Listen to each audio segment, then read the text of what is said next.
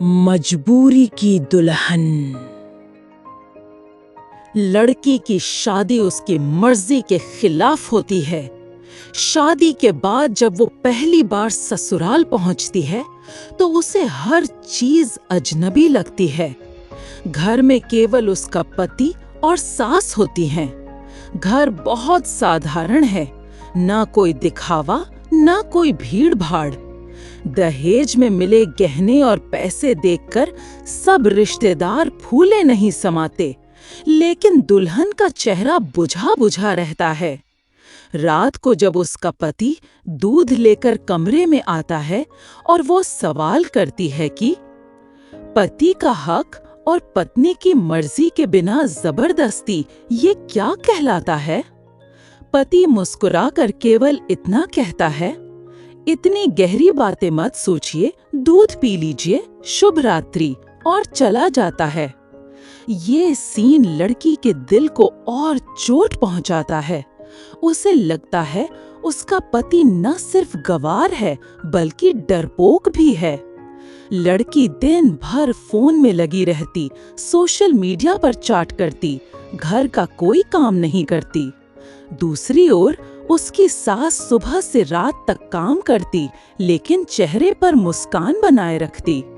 पति रोज सुबह ऑफिस चला जाता और शाम को थका हारा लौटकर बस यही पूछता, खाना कमरे में लोगी या साथ में?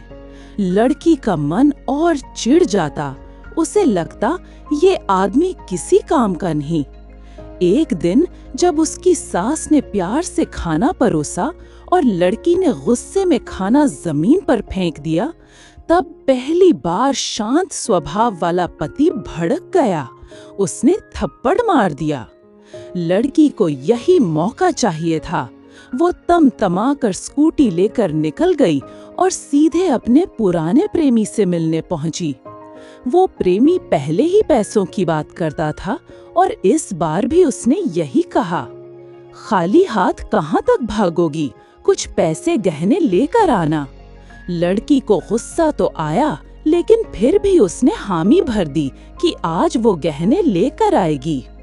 रात को लड़की ने पति से डायरी मांगी और अलमारी खोली। वहां उसने गहनों और पैसों के कागज देखे। सारे गहने उसके नाम थे। बैंक पासबुक और एटीएम वहीं रखे थे। डायरी पढ़ते पढ़ते उसे पता चला कि उसके पिता ने कभी उसके ससुर की जान बचाई थी और उसी एहसान का बदला चुकाने के लिए उसका पति उसे दुल्हन बनाकर लाया है, मगर कभी जबरदस्ती नहीं की। डायरी में लिखा था, तुम्हारी इज्जत तुम्हारी मर्जी से जुड़ी है, जब चाहो जा सकती हो। मैंने तलाक के कागज पर साइन कर दिए हैं, लेकिन अगर तुम रहोगी तो मेरे साथ मेरे दिल से रहना, जबरदस्ती से नहीं।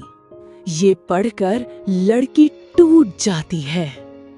उस रात उसने अपने प्रेमी को छोड़ने का फैसला कर लिया। उसका फोन बजता रहा, लेकिन उसने सिम निकालकर तोड़ डाला। सुबह जब उठी तो उसने पहली बार साड़ी अच्छे से पहनी, माथे पर गाढ़ा सिंदूर लगाया और सास को तैयार होकर अपने साथ ले गई। पति ऑफिस में बैठा था जब उसकी पत्नी और माँ अचानक पहुंच गईं। सब हैरान रह गए। लड़की ने सबके सामने पति को गले लगाया और कहा, अब सब ठीक है, आई लव यू फॉरएवर।